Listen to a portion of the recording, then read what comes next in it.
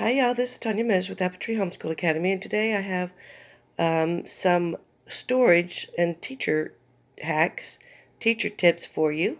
So let's go ahead and get started. You know these little dollar notepads that you can get, and they come with a magnetic strip on the back. Don't throw those away. Go ahead and recycle those. They'll easily pull off. You may have to tear a little bit of paper away from it, but that's okay. Save them up and use them to hot glue on back of certain items you want to be magnetic, which is exactly what I've done here on this little number line. Then voila, there you go.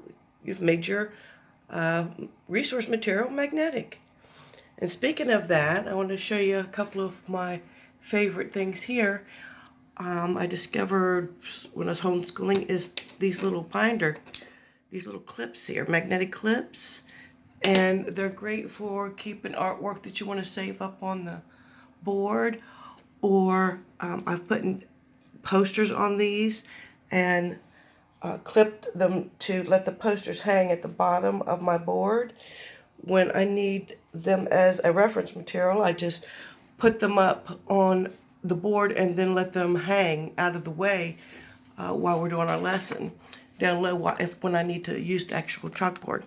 Okay, something else that I love are these magnetic cups here, but this is the water mat, and I just folded it up, and it inserts great in here in the larger size of the cup, and then the smaller size or side houses the little water markers.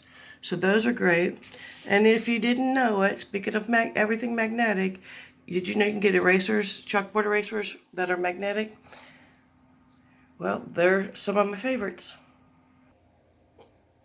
I don't know about you, but I've always wondered what to do with some of these decorations that are like half circles and they hang on the wall. Well, I keep my colored chalk and my white chalk next to my chalkboard. Ever want to know what to do with all of those Chinese takeout containers that are really good and sturdy? They are great for holding crayons because they're not too deep. The kids don't have to be digging around in them for very long to get in and see what they need. So I've got crayons, the large jumbo crayons in this one. I've got sidewalk chalk in this one. I've got some little knob crayons, regular crayons, and then of course your regular Tupperware with this one.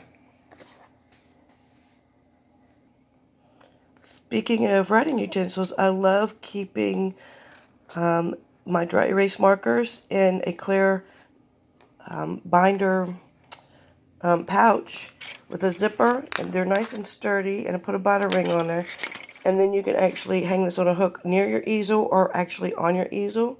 I keep mine up because with a home daycare I have a infant and a newly 2-year-old, so I keep these to where I can hand these out one by one.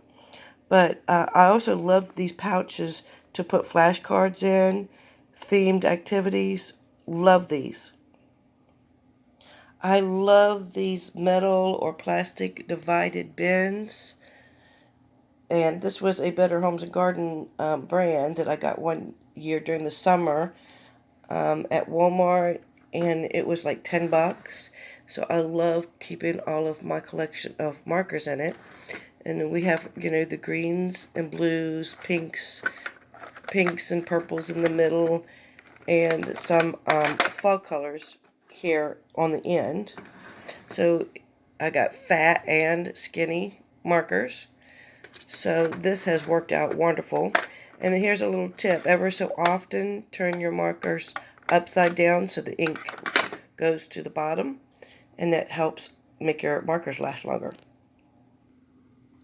Okay, the oldest teacher hack in the book is using the baby bottles or the baby food jars.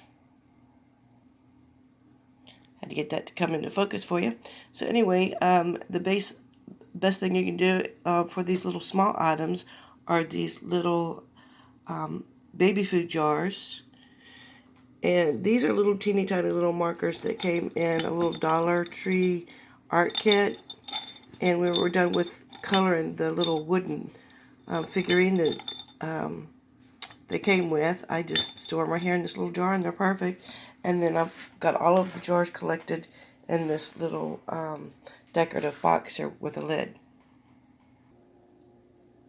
Guess what's great for storing Legos and separating your colors and pieces? A recycled fruit or vegetable bin. This is probably one of my favorite hacks of all time. It's lightweight, it can be divided, and the kids can reach everything that they need very easily. I like the ones that come at vegetable trays from Sam's Club. They seem to be a little bit more sturdy. But yeah, these are stackable. Yeah, and then they have a little mat to go with it, and it sits right on top of, and I just sit right on the shelf. So this has been a wonderful storage idea. These file folder dividers, the plastic dividers that can stack on each other, are great for stacking your colored printer paper. And here I've got the clear kind that are a little bit more sturdy, more solid. And I've got them laying down on top of each other, and they have colored construction paper in them. And I've just got one laying on top of the other, and it fits great on a shelf. This is a what I had originally wanted to use as a drying rack, but I've made several of these out of the crate systems, and I keep this near my desk, and I have all kinds of individual groupings of items that I need to do a variety of things with, file or keep or wait for a certain day. And this way it keeps it all divided and handy for me. I'll link the video to this below. Alright, last but not least, I love this metal organizer that I got. I had bought this for my daughter for her homeschooling materials and supplies, and since she's finished school now, I've put a lot of our daycare necessities in it. I've got hand sanitizer, I've got more hand sanitizer, and this is some little bug spray, and a smaller version of the Clorox wipes, and then the children's variety of lotions that I need with their names on it. And then this way, it's a cute little way of picking it up and go. I could take this outside with us when we go outside. And Band-Aids and things like that would be maybe a little, some tissues in one of these pouches would be great. And then that's a really easy, portable way of moving your necessities around with you. So I hope you like these storage ideas, and I hope you get some inspiration. Like, share, comment. Go ahead and click that bell if you'd like to be reminded of when we upload our next video. Y'all take care. Have a great homeschooling and teaching week. Bye.